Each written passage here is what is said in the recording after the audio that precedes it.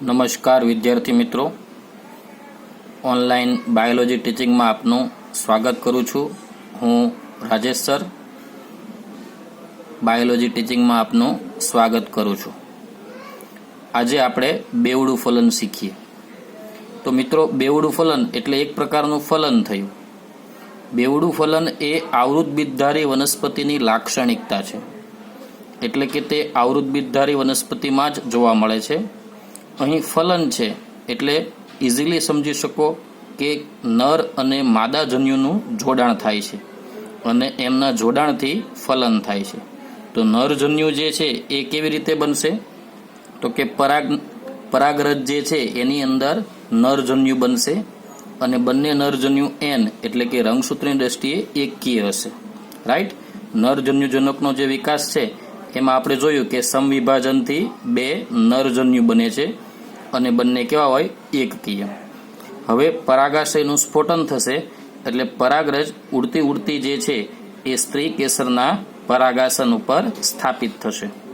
Right. તે સમયે એની પાસે બે નરજન્યુ હોય. ત્યારબાદ પરાગરજનું અંકુરણ થશે અને નળ વિકસશે એટલે કે પરાગ નલિકા. એ પરાગ નલિકા સ્ત્રી કેસરની પરાગવાહિનીમાં આગળ વધે છે અને અંડકમાં પ્રવેશે છે. રાઈટ. અંડકની અંદર એ સમયે ભ્રૂણપુટનો વિકાસ થયેલો હોય. ભ્રૂણપુટ એટલે મિત્રો આ અંદરના જે 8 કોષ કેન્દ્રવાળી અવસ્થા છે તે, જેને આપણે માદા જન્યુજનક કહે છે. જ્યારે પરાગ નલિકા દ્વારા નરજન્યુ જે છે તે અંડક સુધી પહોંચે છે તે સમયે અંડકમાં ભ્રૂણપુટનો વિકાસ થયેલો હોય, એટલે કે માદા જન્યુજનકનો વિકાસ થયેલો હોય. એમાં કઈ સ્થિતિ હોય તે જોઈએ. તો એ સમયે જે છે એ નાભી અંડકતલ તરફ 3 પ્રતિધ્રુવીય કોષ હોય. અંડછિદ્રીય છેડે 3 કોષ છે, જેમાં વચ્ચેનો જે છે એ અંડકોષ છે અને આજુબાજુના 2 જે છે એ સહાયક કોષો છે. આ રીતે 3 કોષો હોય અને મધ્યમાં જે છે એ 2 દ્વિતીય કોષ કેન્દ્ર હોય છે. મિત્રો, આ 8 એકકીય હોય, એટલે પ્રતિધ્રુવીય કોષ પણ એન એકકીય છે અને સહાયક કોષો અંડકોષો પણ એકકીય છે. અને મધ્યમાં જે કોષ કેન્દ્ર જે છે એ દ્વિતીય કોષ કેન્દ્ર, જ્યાં એન અને એન ભેગા થઈ અને 2n બને, તેને ધ્રુવીય કોષ કેન્દ્ર પણ કહેવાય અને મધ્યમાં ગોઠવાયેલું છે એટલે મધ્યસ્થ કોષ કેન્દ્ર પણ કહેવાય. તો આ રીતે આ માદા જન્યુજનકની અંદર બધા કોષો ગોઠવાયેલા છે અને આ રીતે પરાગનલિકા દ્વારા નરજન્યુ આવે છે.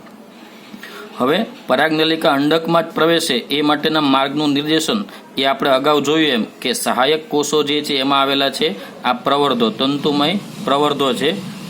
એ જે છે એને માર્ગનું નિર્દેશન કરે અને પરાગનલિકા જે છે 2માંથી કોઈ એક સહાયક કોષમાં પ્રવેશે છે. ઓકે. ટોચનો ભાગ જે છે એની અંદર પ્રવેશે અને તૂટે છે. તો એ જે છે આપણે જોઈએ. તો આ રીતે જે છે અહીં તમે જોઈ શકો છો કે પરાગનલિકા જે છે એ 2માંથી કોઈ પણ એક સહાયક કોષમાં પ્રવેશે છે અને અંદર જઈ ટોચનો ભાગ તૂટે એટલે 2 નરજન્યુ જે છે મુક્ત કરે છે. લાલ કલરમાં આપણે બતાવેલા છે. 2 નરજન્યુ મુક્ત કરે છે. રાઈટ. હવે બંને નરજન્યુ વારાફરતી એક વાર જે છે ફલન કરશે, એટલે કે બંને નરજન્યુ વડે ફલનની ઘટના થશે. એમાં જેવો એ અંદર પ્રવેશે તરત જ સહાયક કોષનું વિઘટન થશે, એટલે આ સહાયક કોષ જે છે એનું વિઘટન થઈ જશે અને 2 કોષ કેન્દ્ર ઉત્પન્ન થશે. બરાબર. એ જે છે એને આપણે એક્સકાય તરીકે ઓળખાવીશું. શેના તરીકે ઓળખાવીશું? એક્સકાય. જે તૂટેલા સહાયક કોષના કોષ રસમાં તરતા હોય. હવે એક નરજન્યુ જે છે એ અંડકોષ સાથે જોડાઈ જાય, સંયોજન થાય, એટલે અંડકોષ પોતે એકકીય અને નરજન્યુ એકકીય. એન અને એન બંનેના જોડાવાથી દ્વિકીય યુગ્મનજ બને. આ રીતે એક વખત ફલન થાય એટલે એન અને એન અંડકોષ અને એન નરજન્યુ ભેગા થઈ યુગ્મનજ વિકસે છે. બીજો નરજન્યુ જે છે એ મધ્યમાં રહેલા દ્વિતીય કોષ કેન્દ્ર સાથે જોડાય, મધ્યસ્થ કોષ કેન્દ્ર જે ઓલરેડી 2n છે એની સાથે એક નરજન્યુ n જોડાય એટલે થશે ત્રિકીય કોષ કેન્દ્ર 3n. રાઈટ. જેને આપણે ઓળખીએ છીએ પ્રાથમિક ભ્રૂણપોષ કોષ કેન્દ્ર, પ્રાઇમરી એન્ડોસ્પર્મ ન્યુક્લિયસ એનું ઇંગ્લિશ નામ છે, જેને શોર્ટમાં PEN પેન કહેવાય છે. પ્રાઇમરી એન્ડોસ્પર્મ ન્યુક્લિયસ, પ્રાથમિક ભ્રૂણપોષ કોષ કેન્દ્ર, જેને PEN પેન કહેવાય છે. તો આ રીતે એક નરજન્યુએ અંડકોષનું ફલન કર્યું, બીજા નરજન્યુએ દ્વિતીય કોષ કેન્દ્રનું ફલન થયું. આમ 2 વાર ફલન થયું એટલા માટે એને બેવડું કોષ કેન્દ્ર એને જે છે એ બેવડું ફલન કહે છે. રાઈટ. જે યુગ્મનજ જે વિકસે છે એ યુગ્મનજમાંથી જે છે શેનો વિકાસ થશે? ભ્રૂણનો ભવિષ્યમાં. અને જે ત્રિકીય કોષ કેન્દ્ર જે બન્યું પ્રાથમિક કોષ કેન્દ્ર એમાંથી શેનો વિકાસ થાય? ભ્રૂણપોષનો. રાઈટ. તો એમાંથી જે છે ભવિષ્યમાં ભ્રૂણપોષ જે ભ્રૂણને પોષણ આપશે અને પહેલા ભ્રૂણપોષ બનશે પોષણ આપતી રચના અને ત્યારબાદ યુગ્મનજમાંથી શું વિકસે છે? ભ્રૂણ વિકસે છે. રાઈટ. તો એને તમારે શોર્ટમાં યાદ રાખવું હોય તો આ રીતે અંડકોષ અને નરજન્યુ એક નરજન્યુના જોડાવાથી યુગ્મનજ વિકસે, ભવિષ્યમાં તેમાંથી ભ્રૂણ વિકસે અને દ્વિતીય કોષ કેન્દ્ર 2n અને નરજન્યુના જોડાવાથી પેન પ્રાઇમરી એન્ડોસ્પર્મ ન્યુક્લિયસ વિકસશે જેમાંથી ભવિષ્યમાં શું વિકસે છે? ભ્રૂણપોષ. રાઈટ. તો આ રીતે 2 નરજન્યુ વડે ફલન થાય એટલે આને કેવું કહેવામાં આવે છે? બેવડું ફલન. રાઈટ વિદ્યાર્થી મિત્રો. તો આ રીતે જે છે ફરીથી રિપીટ કરું છું અને સાથે સાથે જે છે તમે ડ્રો કરતા રહેજો. 2 થી 3 મિનિટ માટે જે છે તમને અહીંયા હું મૂકું છું. ઓકે. તો સૌ પ્રથમ જે છે નરજન્યુ બનશે, પરાગનલિકાનો વિકાસ થશે, 2 નરજન્યુ બનશે. રાઈટ. અને પરાગરજ જે છે સ્ત્રી કેસરના પરાગાસન ઉપર સ્થાપિત થશે અને એ પરાગનલિકા જે છે અંડકમાં પ્રવેશશે 2 નરજન્યુ સાથે. એ સમયે અંડક ભ્રૂણપૂટની અંદર 8 કોષ કેન્દ્ર હશે. એની રંગસૂત્રની સંખ્યા આપેલી છે, એ ખૂબ જ મહત્વની છે.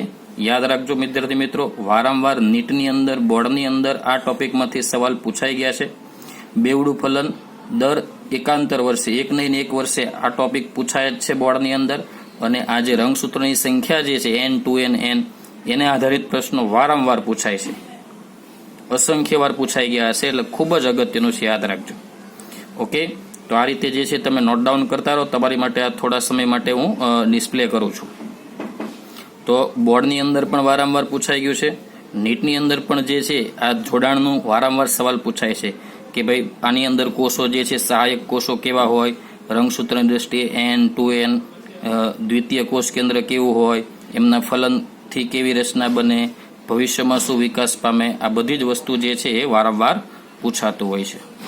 ખાસ ઝડપ રાખજો. પછી જે છે ત્યાર પછી આટલું દોરાઈ જાય પછી આ જે છે એ પણ તમે સાથે સાથે નોટ ડાઉન કરી શકો.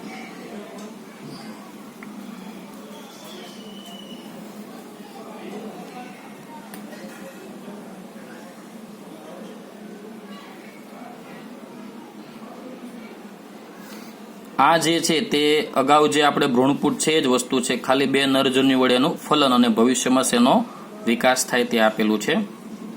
રાઈટ. અગાઉ ઉપરનું ભ્રૂણપૂટ જ છે, ફક્ત એમાં આપણે 2 નરજન્યુ જે છે ઉમેર્યા છે અને એનો વિકાસ છે, એટલે એટલું જ તમારે જે છે અહીં નોંધવાનું છે.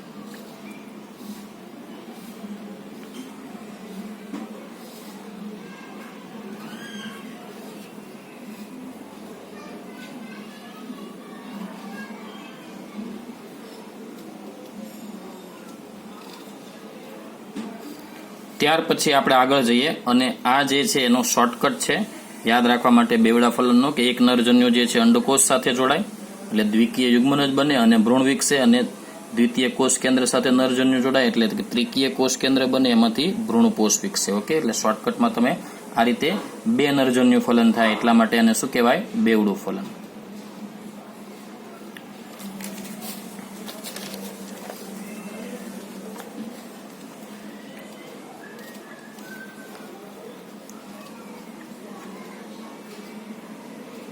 હવે વિદ્યાર્થી મિત્રો આપણે આ ટોપિક રિલેટેડ કેટલાક ક્વેશ્ચન જોઈએ.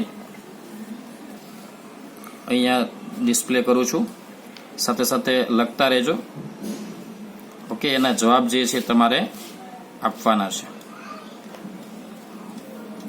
જો અહીંયા થોડી વાર માટે ડિસ્પ્લે કરું છું એટલા સમય દરમિયાન જો તમે સ્ક્રીનશોટ પણ લઈ શકો અને સોલ્વ કરી શકો.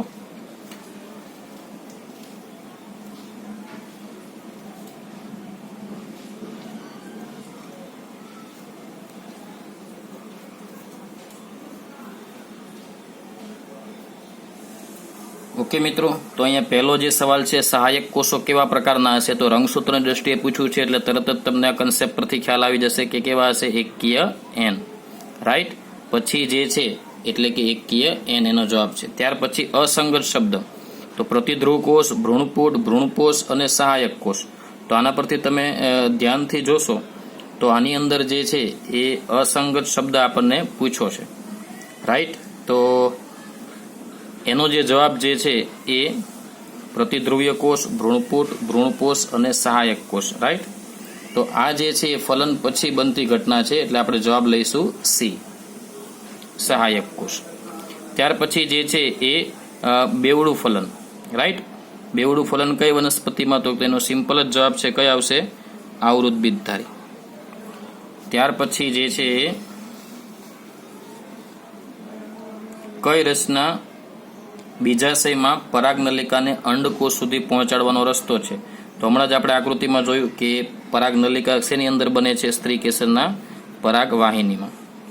અને ત્યાર પછી નરજન્યુ અને અંડકોષનું સંયોજન થાય તો છેલ્લે જે મેં તમને કન્સેપ્ટ આપ્યો એની મદદથી તમે આપી શકો. જવાબ કયો આવે? યુગ્મનજ. ઓકે, તો આજના સવાલ આધારિત કન્સેપ્ટ છે, આ કન્સેપ્ટના સવાલો છે, એટલે ખાસ જે છે એ જોઈ લેજો. ઓકે, આ કન્સેપ્ટ આવડે તો જ તમને આના પ્રશ્નોના જવાબ આપી શકશો. થોડી વાર માટે આ ડિસ્પ્લે કરું છું, તમે ઉતારી લેજો, અથવા અનુકૂળતા હોય તો સ્ક્રીનશોટ પણ તમે લઈ શકો, જેથી તમે નિરાતે વાંચી શકો. તો આ રીતે જે છે એ બેવડું ફલન કહેવાય વિદ્યાર્થી મિત્રો, કે જેમાં 2 વાર જે છે નરજન્યુનું ફલન થાય. હવે જે છે આની પછી જે છે આપણે આગળ વધશું એ અહીંયાથી જ આગળ, એટલે કે જે બેવડું ફલન થયું તો પહેલી વાર જે છે એ ફલન થશે એક નરજન્યુથી, એટલે બનશે ભ્રૂણપોષ. તો ભ્રૂણપોષનો વિકાસ કેવી રીતે થાય તે આના પછીનો સવાલ હશે. ઓકે, અને બીજું જે ફલન થયું એ અંડકોષ સાથે થયું અને યુગ્મનજ વિકસો. તો યુગ્મનજમાંથી શું વિકસે? ભ્રૂણ. તો ભ્રૂણ કેવી રીતે વિકસે તે આગળનો પ્રશ્ન આપણા હશે. ઓકે, તો અહીંથી જે છે આપણે આગળ વધીશું, એટલે ખાસ આ કન્સેપ્ટ કમ્પ્લીટ કરી અને તૈયાર કરીને આવજો. ઓકે, નેક્સ્ટ ટાઈમ ફરી મળીશું. આવજો મિત્રો.